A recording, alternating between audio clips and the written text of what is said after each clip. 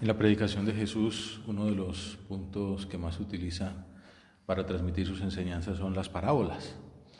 Y en este rato de meditación vamos a considerar una con la cual San Lucas enseña factores, características de la vida de oración. El evangelista comienza su relato explicando a quién se dirigía la predicación. Jesús habla para algunos que confiaban en sí mismos por considerarse justos y despreciaban a los demás. Es decir, esta parábola tiene algo para decirnos a ti y a mí, a cada uno de nosotros. Pidamos al Espíritu Santo que nos ilumine para hacerla muy nuestra. Dos hombres subieron al templo a orar. Necesidad de la oración.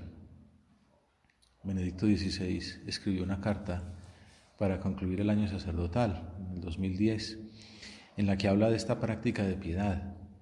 Explica que debemos ser personas de Dios, pues al Señor no lo tenemos como a un ser lejano. Dios se manifestó en Jesucristo. En el rostro de Jesucristo vemos el rostro de Dios. En sus palabras escuchamos al mismo Dios que nos habla. Qué importante es subir al templo a orar. Máxime cuando podemos encontrar a Jesús mismo presente en el sagrario, con su cuerpo y con su sangre, con su alma y su divinidad en las especies sagradas, esperándonos para que le abramos el corazón. Jesús vivo, resucitado, glorioso, es el mismo que está ahí, escondido en ese tabernáculo.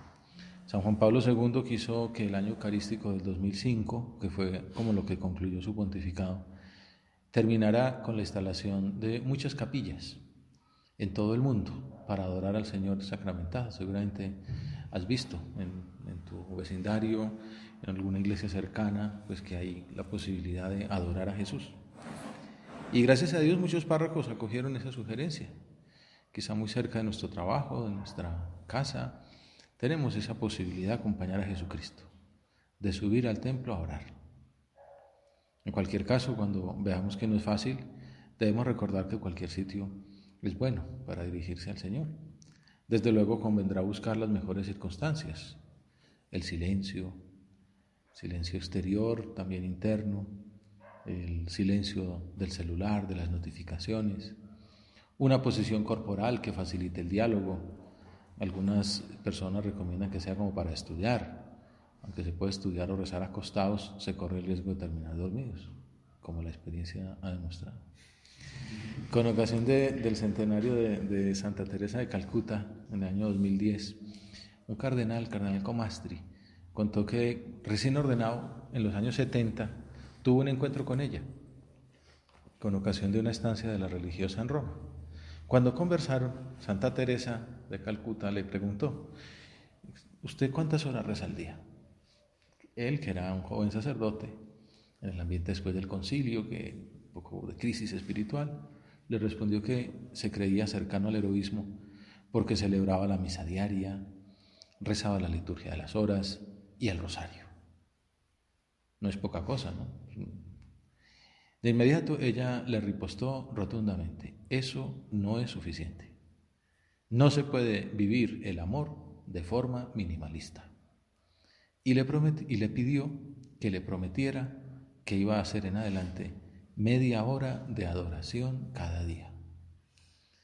El relato de Monseñor Comastri, que como dije terminó de cardenal, concluye con estas palabras: se lo prometí, y hoy puedo decir que esta recomendación salvó mi sacerdocio. Subir al templo a orar. Oración de amor, que no es minimalista. Como fruto de esos ratos de oración, ojalá junto al sagrario, el Señor nos va contagiando su celo por las almas, ese afán que le movió a quedarse encerrado en la cárcel de amor, que es el tabernáculo. Y sentiremos la obligación de ser como mensajeros entre Dios y los hombres, de interceder por nuestros hermanos, como otros intercederán por nosotros. Se le gusta mucho al Papa Francisco, la oración de intercesión. Ahora mismo aprovechemos para interceder ante Dios por la Iglesia, por el Papa, por sus intenciones, por la paz del mundo, por los políticos, por las elecciones, por las políticas públicas, por los pobres, por los enfermos. Bueno, tantas intenciones que la Iglesia pone, por ejemplo, en la oración de los fieles, por nuestros seres queridos, nuestros padres, nuestros hermanos. Desagraviar también al Señor por las ofensas que le hemos hecho, pedirle perdón. Por esto, queridos amigos, sigue diciendo Benedicto XVI en su carta a los sacerdotes, por eso es tan importante que aprendáis a vivir en contacto permanente con Dios. Cuando el Señor dice, orad en todo momento, lógicamente no nos está pidiendo que recitemos continuamente oraciones, sino que nunca perdamos el trato interior con Dios. Ejercitarse en este trato es el sentido de nuestra oración, hablar con Dios. 2 hombres subieron al templo a orar, dice Jesús en su parábola. Uno era fariseo, el otro publicano. Los oyentes de Jesús captaban inmediatamente, con toda perfección, la diferencia entre los 2 prototipos. El fariseo era un hombre considerado ejemplar, cumplidor de la ley por sus coterráneos. Y otro, el publicano, era el pecador por antonomasia. Hay un escritor que se llama Nilka, alemán, explicaba que para comprender rectamente la parábola hay que tener en cuenta como ese contraste vivo que hay entre el comportamiento de esos 2 tipos de personas. Una conducta que determina el modo de orar. El fariseo reza con amplitud. Los fariseos eran un grupo de laicos, personas pues de la vida común, civiles, pero que querían ser notados por la manera como llevaban la práctica de la vida de piedad como exageradamente. Se aplicaban a ellos, que eran laicos, las exigencias que la Sagrada Escritura ponía para los sacerdotes, en oraciones. O sea, por eso dicen que eran ejemplares, y la verdad es que había gente muy buena porque se tomaba muy en serio el tema de su práctica de piedad. Solo que corría el riesgo de la soberbia, todos lo tenemos, de ser ejemplares, entonces de orar para la galería, ¿no? Para que los vieran los hombres y no tanto Dios. Y es lo que Jesús rechaza y por eso lo pone aquí también como una caricatura en esta parábola. Los publicanos, en cambio, como era sabido pues por Mateo, que era publicano, Zaqueo también era publicano, eran personas que su trabajo era cobrar impuestos de los judíos para el Imperio Romano. Entonces eran vistos como traidores.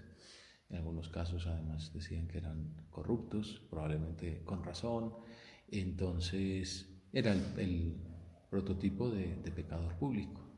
Entonces suben al templo a orar un santo, dijéramos, y un pecador. Entonces no pensaría ver qué va a decir el Señor sobre la oración de los santos y la oración de los pecadores. Pues uno mira al santo, entre comillas, al fariseo, y se lo encuentra rezando con amplias palabras, ¿no? Dando gracias a Dios en voz alta, dándole gracias a Dios por lo bueno que es Él. En cambio, el publicano se hace en la última fila, calladito, con la cabeza baja, con hondos suspiros. Y entonces esa extensa oración del fariseo y los suspiros del publicano son como las pinceladas con las que se pinta la postura externa del fariseo, ese erguido, en contraste con la timidez de la actitud del segundo, que quedándose atrás no se atrevía ni a levantar los ojos al cielo, sino que se golpeaba el pecho. Esta descripción de Jesús no es una caricatura, hay que tomársela en serio. Los juicios emitidos en la oración del fariseo corresponden al sentir general. Los publicanos eran considerados como estafadores y ladrones. Eran como una garganta, decía Aristófanes, que todo lo tragaba pero nunca se saciaba. De los fariseos, en cambio, se suponían que eran personas religiosas que infundían gran respeto porque hacían mucho más de lo preceptuado. Aquí en el caso de la parábola, mientras solo había que ayunar en el día de las expiaciones, él lo hacía 2 veces por semana, duplicaba las exigencias. Y si solo había que pagar el diezmo de los ingresos obtenidos por los productos de la tierra y el pastoreo, él pagaba el diezmo de todo lo que poseía. O sea, pagaba diezmo de lo que no había que pagar diezmo. Hay algunos exégetas muestran ejemplos rabínicos con oraciones de los fariseos semejantes a las del personaje de la parábola. Entonces, de esa época se conservan oraciones como estas. Bendito sea, Señor Dios nuestro, Rey del universo, que no me has hecho esclavo. Bendito sea, Señor Dios nuestro, Rey del universo, que no me has hecho mujer. O esta otra perla.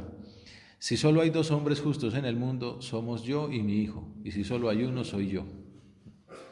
Y entonces le dan gracias a Dios por ese tipo. Esas eran las oraciones de los fariseos. Benedicto XVI, por su parte, analiza esta parábola. Se trata de 2 modos de situarse ante Dios y ante sí mismo. Uno, en el fondo, el fariseo, ni siquiera mira a Dios, solo se mira a sí mismo. Se justifica por sí solo, por sus obras. El otro, en cambio, se ve en relación con Dios. Ha puesto su mirada en Dios y con ello se le abre la mirada hacia sí mismo. Sabe que necesita de Dios y que ha de vivir de su bondad, esa bondad que no puede alcanzar por sí solo, ni darla por descontado. Sabe que necesita misericordia y así aprenderá de la misericordia de Dios a ser él mismo misericordioso y por tanto semejante a Dios.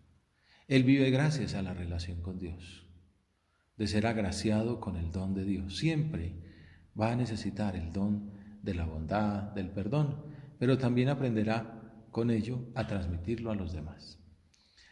Bueno, y vamos aprendiendo cosas que Jesús nos va enseñando. Vivir en contacto con Dios para no caer en ese defecto de la oración, que es convertirla en una referencia egoísta, cuyo punto de vista no sea Dios, sino los demás hombres, cómo me ven, cómo me valoran, qué imagen doy. Y lo importante es cómo me ves tú, Señor, qué quieres que mejore.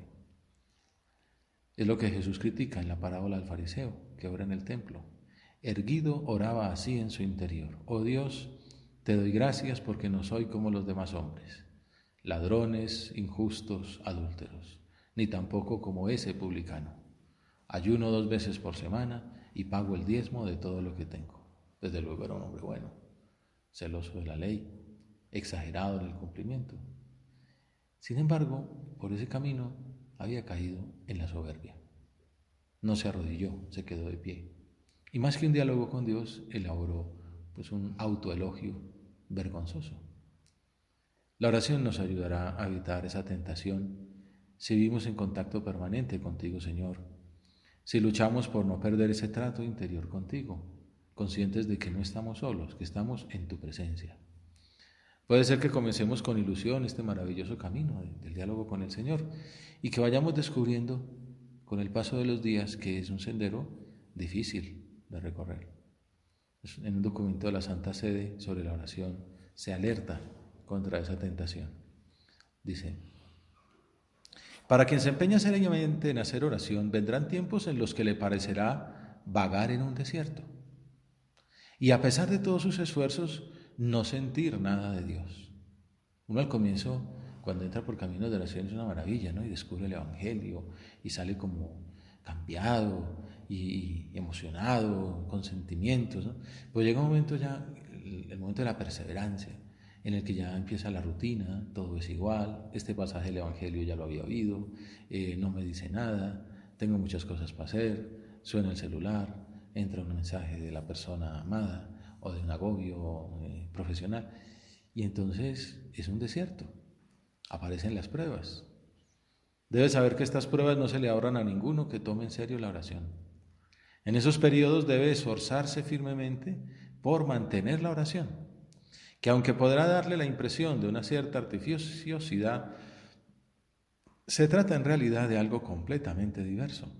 Es precisamente entonces cuando la oración constituye una expresión de su fidelidad a Dios, en presencia del cual quiere permanecer, incluso a pesar de no ser recompensado por ningún consuelo subjetivo. Hace poco hablábamos de la historia de la Madre Teresa de Calcuta, precisamente, que uno la ve tan santa, tan ejemplar, y pues en sus funerales, son funerales de Estado en la India, pues no probablemente por gente católica, pero gente que sea admirada de todo lo que había hecho en el servicio de los hombres, por amor a Dios. Entonces uno se imagina que esa vida espiritual de ella eran unos diálogos, unos coloquios con el Señor, pues de un encendido sublime. Cuando se hicieron públicos sus apuntes íntimos, resulta que le costaba cantidades, no le apetecía nada ir a orar. era una prueba espiritual. Y el predicador, el postulador de su causa dice que pues lo dudaban si hacer público aquello, ¿no? Podían desedificar a la gente, dar mal ejemplo. Y dijeron, no, y al contrario, es el ejemplo de que uno ama no por el sentimiento, sino porque ama y cumple lo que toca, pone la libertad en ese amor, aunque cueste. Dice, y a esta mujer le costaba, esta mujer no sentía nada, pero estaba todos los días a las 4:30 en pie, haciendo su oración para poder sacar de ahí la fuerza para servir a los hombres. Y es un ejemplo en estos tiempos de subjetivismo, de sensualidad, de emotivismo, decir que, bueno, pues ponía su libertad en amar, a pesar incluso de que la afectividad no acompañara. Bueno, ¿de dónde sale esa fuerza? Del diálogo. Yo lo que quiero es tu felicidad, Señor, decía la Santa de Calcuta. Para tener ese diálogo continuo con nuestro Padre Dios, Benedicto XVI sugiere en la carta del año sacerdotal lo siguiente. No es para gente que está empezando, es para sacerdotes, y les dice lo siguiente. Es importante que el día se inicie y concluya con la oración, que escuchemos a Dios leyendo la Escritura, que le contemos nuestros deseos y nuestras esperanzas. Cuéntaselas ahora. Ve diciendo qué quieres, qué esperas, nuestras alegrías y nuestros sufrimientos, nuestros errores y nuestra gratitud por todo lo bueno y lo bello, y que de esta manera esté siempre ante nuestros ojos como punto de referencia en nuestra vida. Un agradecimiento que veíamos hace unos domingos cuando meditamos el ejemplo de los leprosos, los 10 leprosos curados, que solo uno se devolvió a agradecer. Cuánto valora Jesús la gratitud. El agradecimiento nos lleva como de la mano a la humildad. Es la otra actitud orante que Jesús propone en la parábola, la del publicano. Mientras los fariseos eran personajes populares, admirados casi todos por los judíos, los publicanos eran hombres despreciados por sus conciudadanos, porque trabajaban para el imperio opresor. Y así lo vemos. Quedándose atrás, no se atrevía ni a levantar los ojos al cielo, sino que se golpeaba el pecho, diciendo, oh Dios, ten compasión de este pecador. El catecismo nos ayuda a hacer examen sobre la humildad en nuestra oración. ¿Desde dónde hablamos cuando oramos? ¿Desde la altura de nuestro orgullo y de nuestra propia voluntad o desde lo más profundo de un corazón humilde y contrito? El que se humilla será ensalzado, había dicho el Señor. La humildad es la base de la oración y de todo, por cierto, de toda la vida. Nosotros no sabemos pedir como conviene. La humildad es una disposición necesaria para recibir gratuitamente el don de la oración. La oración es un regalo de Dios, no es un regalo que nosotros le hacemos a Dios, es un regalo que Él nos hace a nosotros. El hombre es un mendigo de Dios. Por eso es tan importante seguir los consejos del Papa alemán que hemos ido considerando, que constituyen todo un curso de cómo hacer la oración, al comienzo y al final del día. Estamos haciéndolo así, comenzar el día hablando con el Señor. Uno podría pensar como fruto de este diálogo con el Señor, como mirar en mi horario. Si es del caso, pues tocará levantarse un poco antes. Si voy a hacer 10, 15 minutos de oración y ya nuestro horario está muy organizado, pues entonces tocará levantarse 10 o 15 minutos antes para poderse levantar, poderse ir de casa ya con la oración hecha. Quizá antes de empezar a trabajar, antes de empezar las clases. San José María recomendaba, por ejemplo, a los que se dedicaban a labores públicas o que tenían pues despacho, que le dijeran a la secretaria, tengo ahora una audiencia, no estoy para nadie. Entonces pues la primera cita del día es para el Señor. Y entonces a los 10, 15 minutos ya empieza uno a recibir, porque como prende uno el computador y ya se acabó el día, porque entonces ya hay 7 o 70 correos pendientes, cuántos WhatsApp pendientes y tal, las noticias del día, y entonces hay esta cosa y ya, se lo tragó a uno el tirano del correo. Entonces, antes de todo aquello, hablar con Dios, ¿qué es lo importante? Ya después miraremos lo urgente, pero ¿qué es lo importante? ¿Qué esperas de mí, Señor, hoy? ¿Cuáles son las 2 cosas más importantes que puedo hacer hoy? ¿Qué me vas a decir? Y por decir algo, coge fariseo y publicano, entonces saco, pues que lo más importante es la oración y que saco el propósito de 15 minutos antes de todo de hacer la oración. Bueno, vale la pena haber hecho ese rato. O que la humildad, o que el amor, o que el servicio, o que la caridad. Bueno, el Señor cada día nos dirá algo distinto. Nosotros le contaremos nuestras cosas, lo que nos preocupa, lo que nos inquieta. Y quizá al hablarle nos daremos cuenta que tampoco es tan importante como nos asustaba. O que nos inquietaba por la soberbia, porque en realidad lo que nos pasaba era que nos daba miedo quedar mal, o vergüenza, pasar un mal rato. Y hablándolo con el Señor, encuentra uno el verdadero móvil de nuestras conductas. Dice, bueno, lo que pasaba era que era un miedo de soberbia. Entonces, pues con humildad vamos a afrontar aquella situación. O lo que pasaba era que tenía comodidad y pereza, y entonces no estudié nada ayer, entonces hoy me comprometo contigo, Jesús, que hoy voy a sacar, qué sé yo, 8 horas de estudio, y me hago el horario y arranco, ¿no? Termino la oración y arranco a estudiar 4, paro después para almorzar o lo que sea, y otras 4 por la tarde. Me comprometí con Dios en la oración. Oración al comienzo y al final del día, acudiendo a la Sagrada Escritura, leyéndolo, el Evangelio, para ver qué me quiere decir Jesús a través de esas escenas o de esas palabras, dialogando, contando nosotros lo que tenemos de nuestra vida, de nuestros anhelos, pero también escuchando. ¿Qué me quieres decir tú, Señor? No monólogo, sino diálogo. No simple lectura, sino que aquello me interpele. Que Jesucristo llegue a ser nuestro punto de referencia en todo momento. ¿Tú cómo actuarías, Señor, en estas circunstancias concretas? ¿Cómo le responderías a esta persona que me dijo esto? ¿Cómo actuarías tú con este, entre comillas, enemigo?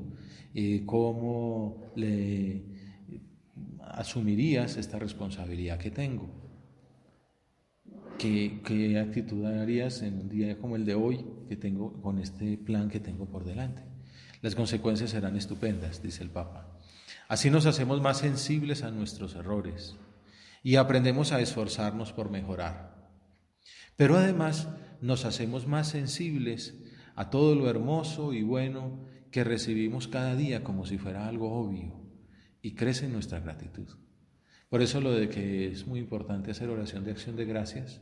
Gracias, Señor, por un día nuevo. Gracias, Señor, pues por este ambiente tan agradable. Gracias por los amigos. Gracias por la comida. Gracias por el bienestar que tengo. Y toda esa gratitud nos ayuda a ver la vida de otra manera. Gracias por el paisaje. Gracias por las montañas. Gracias por los animales. Gracias por la riqueza de la creación del mundo. Nos hacemos más sensibles a todo lo hermoso y bueno que recibimos cada día como si fuera algo obvio y que tanta gente no lo tiene. Y con la gratitud aumenta la alegría, porque Dios está cerca de nosotros y podemos servirlo. Resulta que no está agobiado porque no tiene los millones necesarios para hacer un viaje transoceánico y no se da cuenta que tiene muchos regalos de Dios cada día.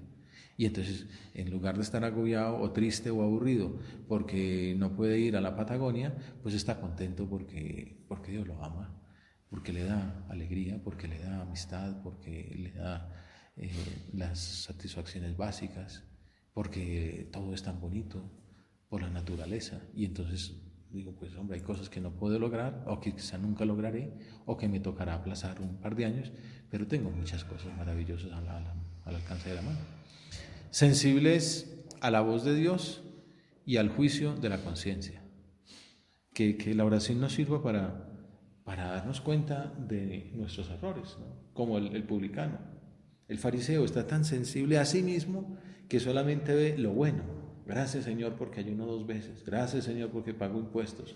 Pero no se le ocurre pensar, Dios mío, qué soberbio soy. Ayúdame a ser humilde. No, es que no, como no tiene punto de referencia, el punto de referencia es Él. Si mira la humildad de Dios, digo, uy, Dios mío, yo creo que estos los ayunos son para mí, no para ti. Pues voy a dejar de ayunar, ayuno solamente lo que esté previsto. Y voy a gozarme la comida y le doy gracias por la comida y va a ser de pronto más santo que, pues la gente es más santa comiendo que yo aquí ayunando. Valiente gracia, ¿no? Entonces, pero porque tendría para lograr eso de referencia la humildad de Dios. ¿Qué es lo que le pasa al publicano? Que va y dice, Señor, yo soy un publicano, ten piedad de mí, perdóname mis pecados. Y se da golpes de pecho. Mirando la grandeza de Dios, se da cuenta que él es un pecador y pide perdón y sale justificado. Sensibles a la voz de Dios y al juicio de la conciencia. Un buen punto para descubrir la calidad de la oración es si notamos que nos cambia, que no somos iguales, que la oración nos compromete en una lucha quizá pequeña pero constante. Y puede ser la misma lucha, generalmente será la misma lucha bastante tiempo. Luchar por ser puntual, por ejemplo. Entonces, llegué, voy a tiempo, gracias a Dios. Llegué un minuto tarde, perdóname, Señor. Llegué media hora tarde, discúlpame, Señor. Volví a llegar a tiempo. Llegué 10 minutos antes. Bueno, esa es una batalla, pero porque la estoy hablando con el Señor. O la batalla del orden, o la batalla de la penitencia, o la batalla de la oración. Pero porque sensibles a la voz de Dios y al juicio de la conciencia, vamos luchando para cambiar. Pensemos si tenemos puntos concretos de mejora. Y si no, pues aquí nos los vamos planteando. ¿En qué puedo mejorar, Señor? Ya salió un propósito concreto, que eran los 10, 15 minutos de oración por la mañana y por la tarde. Ya eso es una exigencia alta. Ahora, que esa oración me conlleve un propósito de lucha. Conocerme mejor. Saber dónde necesito ayuda, dónde tengo que poner la carne en el asador para superar un defecto, o como decíamos ayer con ocasión de la conversión, para adquirir una virtud. Y han salido algunas: la puntualidad, el orden, la laboriosidad, el servicio, la oración, la gratitud. Y también otro punto para descubrir si la oración es buena, además de que nos cambia, es si nos lleva a tratar al Señor en la vida ordinaria, en el trabajo, en el servicio a los demás. Si nos lleva a tener presencia de Dios. Entonces hay gente que tiene presencia del jefe, o presencia de la novia, o presencia del cantante de moda, o presencia de su pensador favorito. Nosotros tener presencia de Dios. Estoy hablando con Dios. Papá, no es que esté rezando a toda hora, pero tengo en la cabeza, voy a estudiar ahora 3 horas, pues me voy a meter con la cabeza en lo que estoy haciendo, ¿no? Si voy a hacer resistencia a materiales, pues no voy a rezar el rosario ahí. Y me meto con la cabeza en esas fórmulas y en esos cálculos, pero se los he ofrecido a Dios y quiero hacerlos con la intensidad con que Él la haría. Pero que lo estoy tratando, que le pongo motivos sobrenaturales a lo que hago, que sirvo porque encuentro a Dios en los demás, que trabajo porque ese trabajo va a la misa y que procuro ser otro Cristo en todo lo que voy desarrollando. Acudamos a nuestra Madre, Maestra de oración, para que también en nuestro diálogo con el Señor se pueda decir lo que Jesús predicó de la oración del publicano. Os digo que éste bajó a su casa justificado y el fariseo no, porque todo el que se enaltece será humillado y el que se humilla será enaltecido.